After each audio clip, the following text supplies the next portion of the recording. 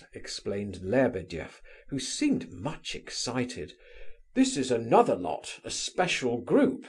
According to my nephew, they are more advanced even than the Nihilists. You are quite wrong, excellency, if you think that your presence will intimidate them. Nothing intimidates them.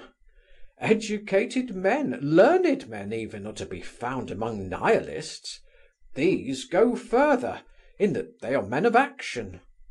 The movement is, properly speaking, a derivative from Nihilism, though they are only known indirectly and by hearsay, for they never advertise their doings in the papers.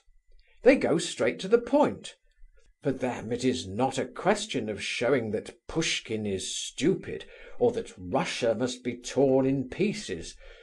No, but if they have a great desire for anything, they believe they have a right to get it, even at the cost of the lives, say, of 8 persons.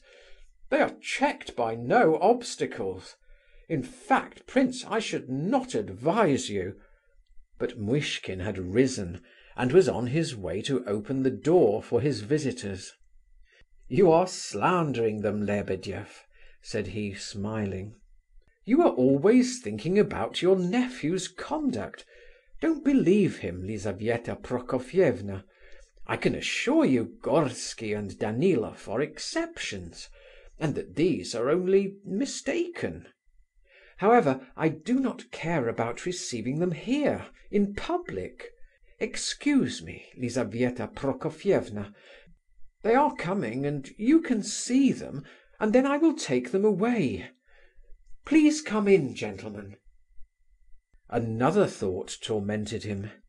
He wondered, was this an arranged business, arranged to happen when he had guests in his house, and in anticipation of his humiliation rather than of his triumph. But he reproached himself bitterly for such a thought, and felt as if he should die of shame if it were discovered. When his new visitors appeared, he was quite ready to believe himself infinitely less to be respected than any of them.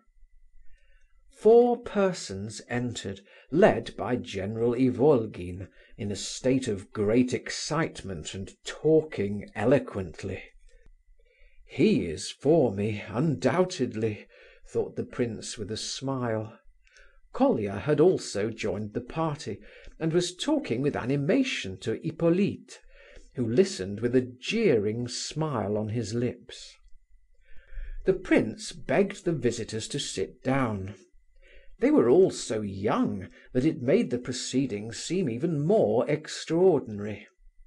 Ivan Fedorovitch, who really understood nothing of what was going on, felt indignant at the sight of these youths, and would have interfered in some way had it not been for the extreme interest shown by his wife in the affair. He therefore remained, partly through curiosity, partly through good nature, hoping that his presence might be of some use. But the bow with which General Ivolgin greeted him irritated him anew. He frowned, and decided to be absolutely silent.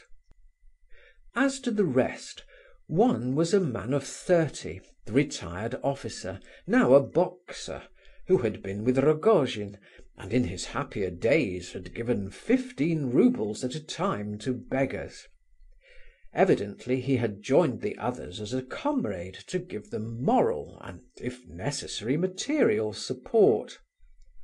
The man who had been spoken of as Pavlicheff's son, although he gave the name of Antip Burdovsky, was about 22 years of age, fair, thin, and rather tall.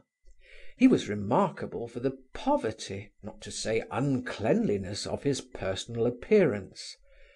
The sleeves of his overcoat were greasy, his dirty waistcoat, buttoned up to his neck, showed not a trace of linen. A filthy black silk scarf, twisted till it resembled a cord, was round his neck, and his hands were unwashed. He looked round with an air of insolent effrontery. His face, covered with pimples, was neither thoughtful nor even contemptuous. It wore an expression of complacent satisfaction in demanding his rights and in being an aggrieved party. His voice trembled, and he spoke so fast and with such stammerings that he might have been taken for a foreigner, though the purest Russian blood ran in his veins. Lebedeff's nephew, whom the reader has seen already, accompanied him, and also the youth named Hippolyte Terentieff.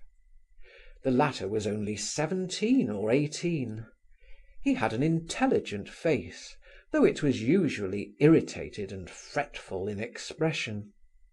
His skeleton-like figure, his ghastly complexion, the brightness of his eyes, and the red spots of colour on his cheek betrayed the victim of consumption to the most casual glance. He coughed persistently and panted for breath. It looked as though he had but a few weeks more to live. He was nearly dead with fatigue, and fell rather than sat into a chair. The rest bowed as they came in, and being more or less abashed, put on an air of extreme self-assurance.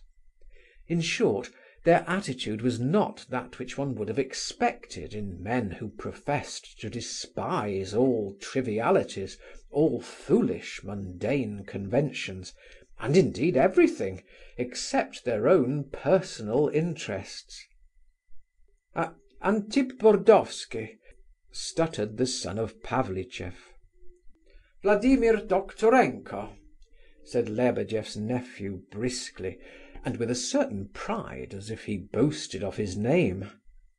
"Keller," murmured the retired officer. "Hippolyte Terentieff," cried the last named in a shrill voice. They sat now in a row facing the prince, and frowned, and played with their caps. All appeared ready to speak, and yet all were silent. The defiant expression on their faces seemed to say, "No, sir, you don't take us in." It could be felt that the first words spoken by anyone present would bring a torrent of speech from the whole deputation. End of Part 2, Chapter 7. Recording by Martin Geeson in Hazelmere, Surrey.